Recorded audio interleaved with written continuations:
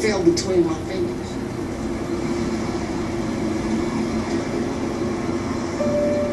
And I had to go to his sister and his little brother and his mother. And I got to go back and say, he got killed hanging out in the wood. Who though? Your mother.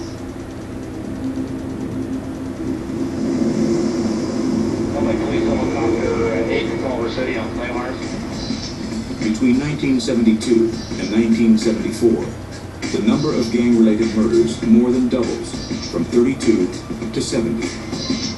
Responding to the climbing murder rate, police set up specialized gang units. I was amazed at the continual criminal acts that just seemed to keep coming. No matter how many people you put in jail, there was always another incident. And it got to the place where you almost wonder, what am I doing out here? Because the problem became so big. In South Central Los Angeles, there is a steady flow of young recruits. When Kershawn Scott is 12 years old, he joins the 8 Trey gangster Crips. Wow. He takes the street name Lil Monster. For Scott and his friends, guns and gang warfare are just part of growing up. Monster.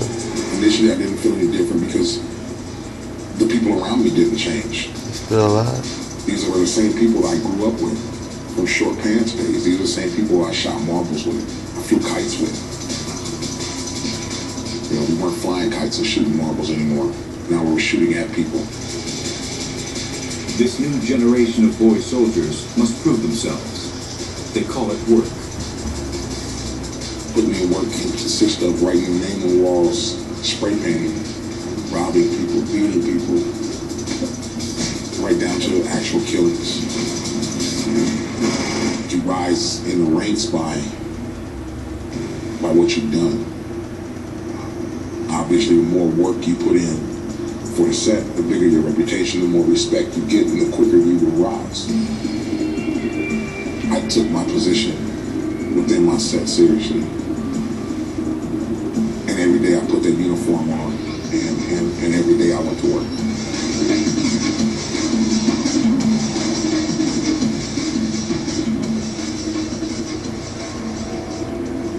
When Crip founder Raymond Washington is released from jail, he returns to South Central. In Washington's absence, the Crips have grown beyond his control. 45 different Crip gangs now spread across Los Angeles. But they don't just fight the rival Bloods. They turn on each other. So many different neighborhoods that used to be other groups was all Crips, so it's like sometimes you might go to a shootout thinking you're shooting your enemy and you're shooting Crips.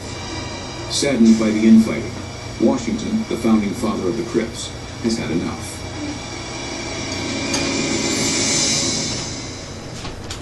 I talked about, getting things back together, Actually, he didn't want to be involved in any of that, I guess he fell in love with women, the responsibility of having children, having a job, and, doing this thing.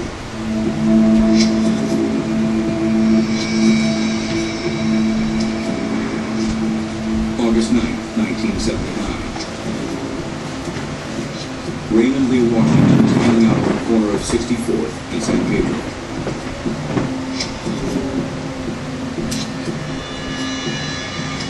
A car slowly approaches.